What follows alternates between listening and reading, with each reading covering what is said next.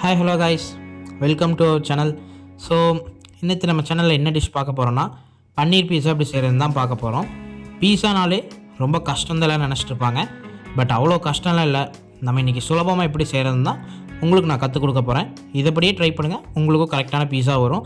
So first நம்ம ஒரு பாத்திரத்தில் 2 கப் மைதா எடுத்துக்கோங்க. சளிச்சு எடுத்துக்கிட்டாலுமே ஓகே தான், அப்படியே கூட எடுத்துக்கலாம், ஒன்றும் பிரச்சனை இல்லை. 2 கப் மைதா மட்டும் எடுத்துக்கோங்க. இப்போது 1 டீஸ்பூன் சர்க்கரை சேர்த்துக்கோங்க, 1/2 டீஸ்பூன் உப்பு, ஓகேங்களா. அதுக்கப்புறம் 1 டீஸ்பூன் ஈஸ்ட்டு நான் இன்ஸ்டன்ட் ஈஸ்ட் சேர்த்ததுனால ஆக்டிவேட் பண்ணாமல் தான் போட்டிருக்கேன். இல்லை ஈஸ்ட் எப்படி ஆக்டிவேட் பண்ணணும்னு தெரிலனாலும் கேளுங்க, நான் சொல்கிறேன். அப்புறம் 1 டீஸ்பூன் ஆயில் ஊற்றிட்டு கொஞ்சமாக தண்ணி ஊற்றி நம்ம பிசைய ஸ்டார்ட் பண்ணிடலாம். டீஸ்பூனுன்னொடனே டீக்குள்ளே இருக்க ஸ்பூனை மட்டும் எடுத்துடாதீங்க, தனியாக ஒரு ஸ்பூன் எடுத்து, டீஸ்பூனுன்னா என்னென்னு தெரிலனா வேணால் கூகுளில் சர்ச் பண்ணி டீஸ்பூனோட சைஸ் பார்த்து போட்டுக்கோங்க, ஒன்றும் பிரச்சனை இல்லை. அதுக்கப்புறம் இப்போ நம்ம அந்த மாவை பிசைய ஸ்டார்ட் பண்ணிடலாம். நல்லா பிசைஞ்சுக்கோங்க. பிசைஞ்சிட்டு ஒரு 10 நிமிஷம் இந்த மாதிரி இழுத்து பிசையணும், ஓகேங்களா. அப்போ தான் உங்களுக்கு பீஸா வெளியே கிறிஸ்பியாகவும் உள்ளே சாஃப்டாகவும் இருக்கும். இப்போ நம்ம அந்த மாவை ஒரு பவுலில் வச்சுட்டோம்.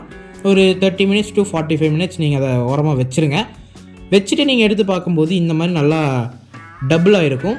ஸோ இப்போ பார்த்தீங்கன்னா உங்களுக்கே தெரிஞ்சிருக்கும், வீடியோவில் பார்க்குறாங்க. உங்கள்கிட்ட அடுத்து பீஸா ட்ரே இல்லைன்னா அந்த மாதிரி கேக் ட்ரே இல்லை தட்டு கூட நீங்கள் யூஸ் பண்ணிக்கலாம்.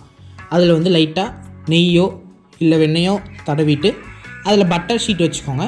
பட்டர் ஷீட் வச்சுட்டு மேலே மைதாவை கொஞ்சமாக தூவி விட்டுக்கோங்க.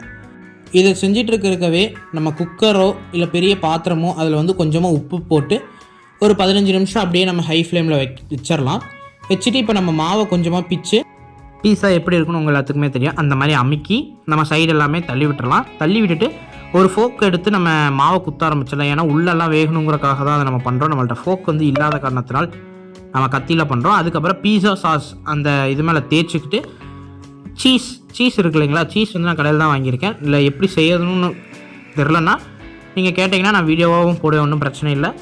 இப்போ சீஸ் போட்டதுக்கப்புறம் நம்ம ஃப்ரை பண்ணி வச்சுருந்தா பன்னீரை சேர்த்துக்கலாம், ஓகேங்களா. பன்னீரை சேர்த்துட்டு அது மேலேயும் கொஞ்சமாக சீஸ் தூவி விட்ருங்க. ஏன்னா எனக்கு எக்ஸ்ட்ரா சீஸ் போட்டு சாப்பிட கொஞ்சம் பிடிக்குங்கிறதுனால எக்ஸ்ட்ராவாக சீஸ் போட்டுருங்க. இப்போ நம்ம அந்த உப்பு வைக்க சொன்னோம் இல்லைங்களா, அதில் ஒரு ஸ்டாண்டு வச்சு இப்போ அந்த ட்ரேவை உள்ளே வச்சு க்ளோஸ் பண்ணிடலாம். இப்போ பார்த்தீங்கன்னா ஒரு 15 மினிட்ஸ் விட்டுட்டு எடுத்து பார்த்தீங்கன்னா இந்த மாதிரி ஒரு நல்லா சாஃப்டாக சீஸியாக ஜூஸியான ஒரு பீஸா ரெடிங்க. இப்போ பார்த்தீங்கன்னா மாவு பிசைறது மட்டும்தாங்க கொஞ்சம் கஷ்டம், அதை தவிர மற்ற எல்லாமே ஈஸி தான். இந்த மாதிரி நீங்கள் செஞ்சு கொடுத்தீங்கன்னா குழந்தைங்க நல்லா விரும்பி சாப்பிடுவாங்க. குழந்தைங்க மட்டும் இல்லை, உங்களுக்கே ரொம்ப பிடிக்குன்னா பார்த்துக்கோங்களேன்.